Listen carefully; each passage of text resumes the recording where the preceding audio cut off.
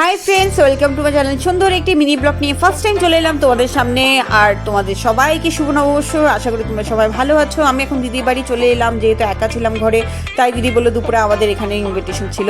তো আমরা দেখতে পাচ্ছি সুন্দর বিরিয়ানি, তার মধ্যে মুন্নি ছবি তোলা শুরু করে দিয়েছে। Status wow.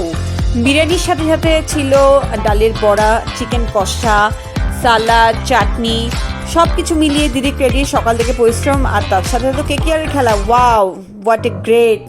আমাদের টাইমটা খুব সুন্দর এনজয় করেছি।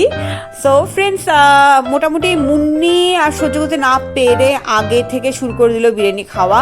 আবার বলছে আমাকে ছবি তুলবে না। ওয়াও ওয়াও, দেখতে পাচ্ছ ফ্রেন্ডস কতটা সুন্দর বিরিয়ানি। ওয়াও, জিভে জল চলে আসছে। সত্যি ফ্রেন্ডস, দারুণ হয়েছিল বিরিয়ানিটা। আমার মেয়ে তো বিরিয়ানি পেয়ে খুব খুশি, কারণ যেহেতু বিরিয়ানি খুব পছন্দ করে, বছরের প্রথম বিরিয়ানি না হলে হয়।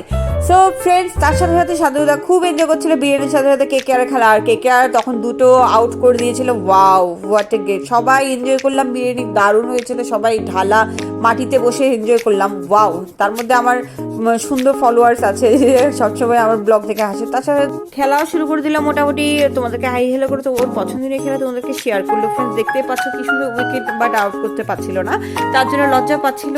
এভাবে আমরা হাসি মজার মাধ্যমে আমাদের দুপুরে আমরা খুব এনজয় করলাম। আর তার সাথে সাথে কেকেআরের খেলা, বুঝতে পারছো ফ্রেন্ডস কতটা মজা।